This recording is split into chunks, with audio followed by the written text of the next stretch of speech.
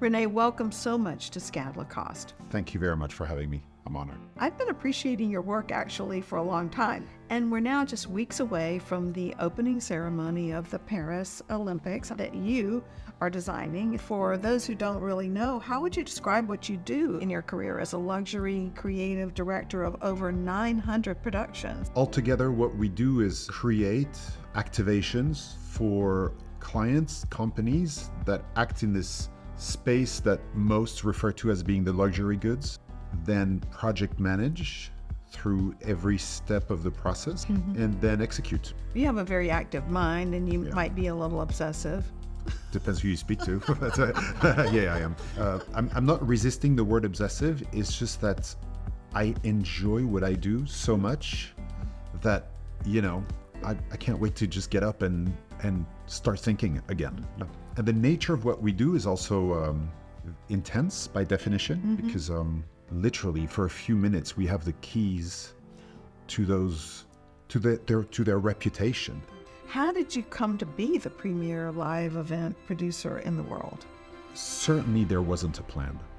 It's a mix of obsessiveness, hard work, seizing certain opportunities as they presented themselves. So I got a very early taste of working for an organization that was project-based. And the complexities. Yes, and you finish this and you get on to the next one.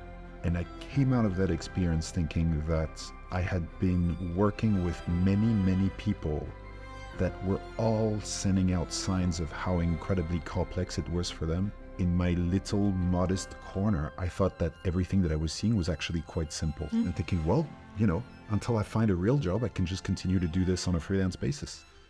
We're now I would say 70-ish people organization, so it's a bit of a different case. One of our unique strengths is the multitude of opportunities for collaboration. But when it comes to collaborating with designers and showcasing their vision, how does a conversation about a show begin? There's actually no point in doing any work for a fashion house unless you actually speak to the designer. All fashion designers have an energy to them because they believe in what they do, they have faith in their ideas. So you just need to make them speak, and all of a sudden some keywords will come up and just go, well, that could lead to an idea. That's an interesting nuance. That's a mood. That's a feeling. What attributes do you value in a collaborator like Elias?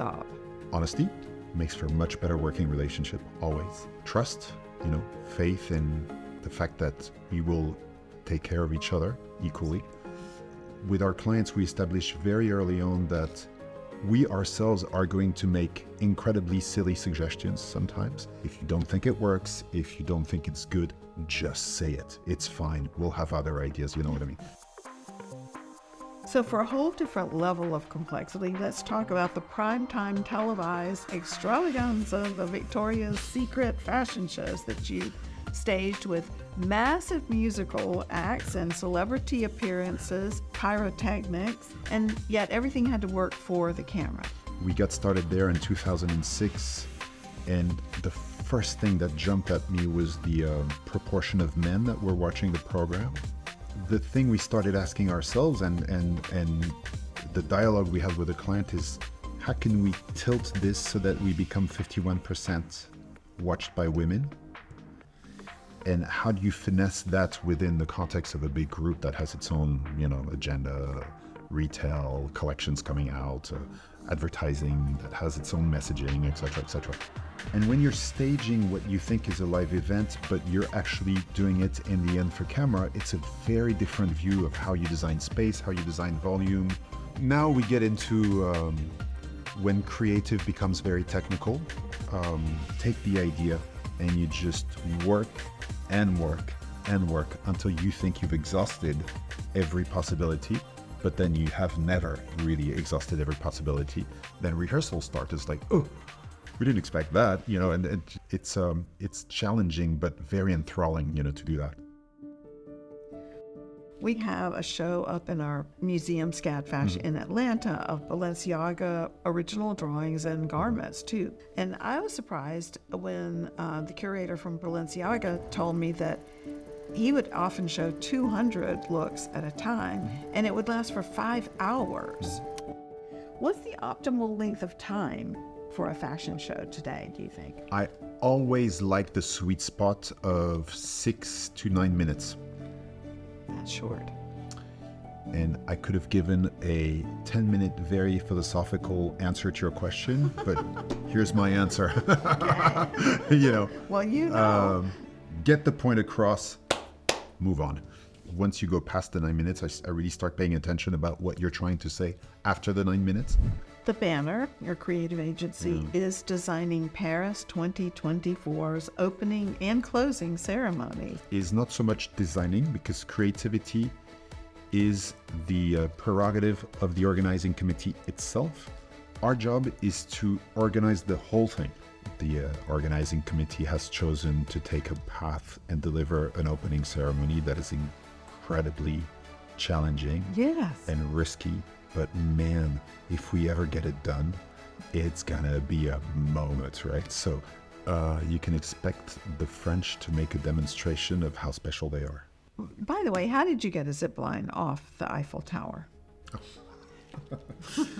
The zip line on the Eiffel Tower is very simple. It's years of work with the Eiffel Tower management itself, the city of Paris, the Parks and Gardens administration, and engineering work to prove that it was perfectly safe, until we got to a point where all the obstacles were lifted. And I went on the zip line. You did? A good 500 meters. Amazing. You got to 110 kilometers an hour speed attached to a cable. It was a moment. Wow. Yes. Well, Rene, I could talk to you forever. Yes. I am just so happy to be your friend, and just so admiring of everything that you've accomplished in your amazing career and such an interesting life. It's a lot more accolade than I deserve, but I'm equally thankful, and I'm very happy to have met you.